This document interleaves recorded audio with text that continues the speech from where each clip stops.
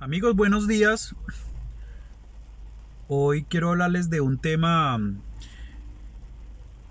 de derecho notarial y registral que también es importante y con el que nos encontramos en días pasados. Está relacionado con un caso particular que quisiera yo explicárselos el día de hoy para que ustedes amplíen su visión de, digamos, de las vicisitudes que el derecho notarial pues tiene o le muestra a uno en el día a día. Eh, este caso pues es muy particular y medianamente complejo de entender. Entonces pues voy a tratar de explicárselos de la manera mucho más gráfica posible. Resulta que existe un terreno, un lote de terreno donde están ubicados dos mejoristas. Allí están construidas dos viviendas de estas personas.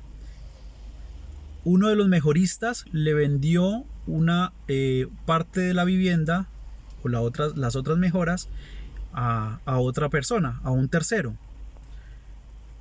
Pero estas dos mejoras de estas dos familias están ubicadas dentro del mismo terreno, dentro de la misma área de terreno.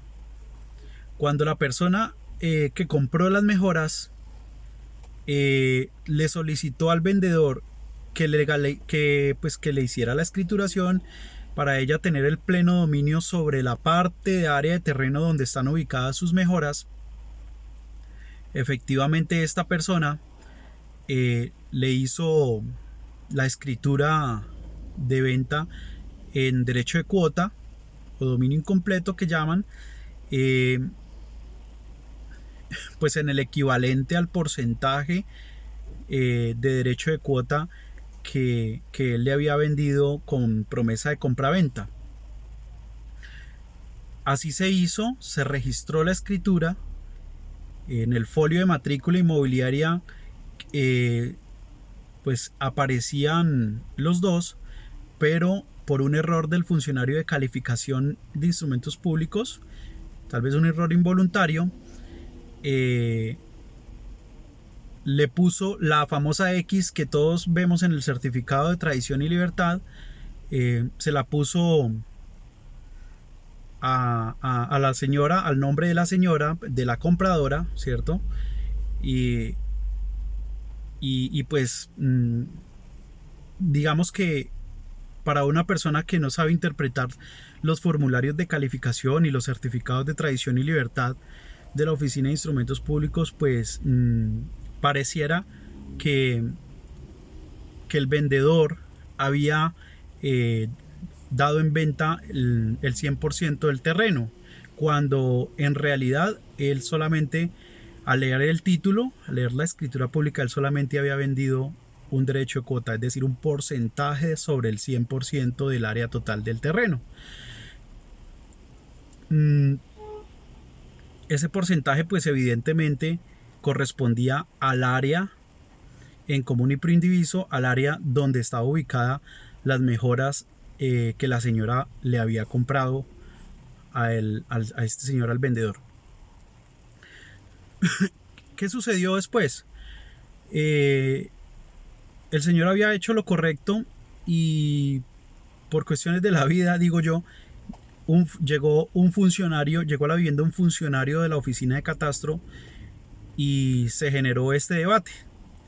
Estaban el vendedor y el comprador, los dos mejoristas, y le comentaron el tema, y el funcionario de catastro, en lugar de leer la escritura pública de venta de derecho de cuota para entender qué porcentaje realmente en escritura pública él había vendido a la señora sobre el lote del terreno, lo que hizo fue leer el formulario de calificación donde aparecía la X al frente del nombre de la compradora, y interpretó obviamente mal el documento y procedió a darle una versión errada al vendedor, diciéndole que de que él por qué había vendido el 100% del terreno cuando en realidad la señora le había comprado era simplemente una parte.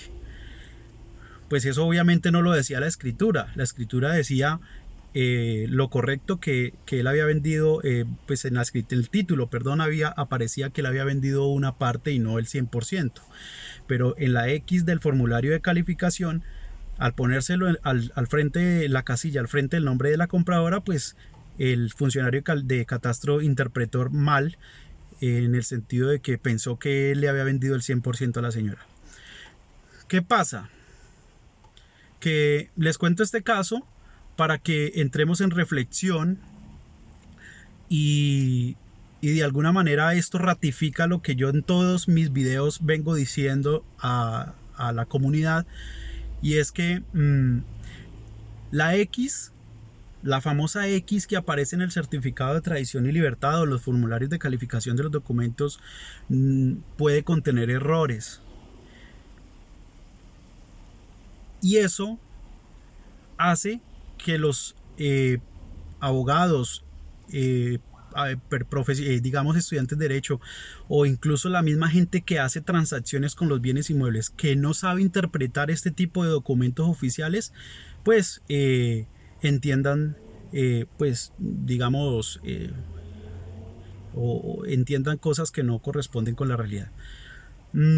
Eso fue lo que le pasó al funcionario de catastro, en el sentido de que él debió leer, debió ir a la fuente de la información y debió leer los títulos, el título, que en este caso era la escritura de venta, porque la escritura de venta tenía los datos correctos. Él, al leer la escritura de venta, pues uno evidenciaba que no, el señor no estaba vendiendo el 100% del lote de terreno, sino que estaba vendiendo un derecho de cuota, una parte, un porcentaje a la señora.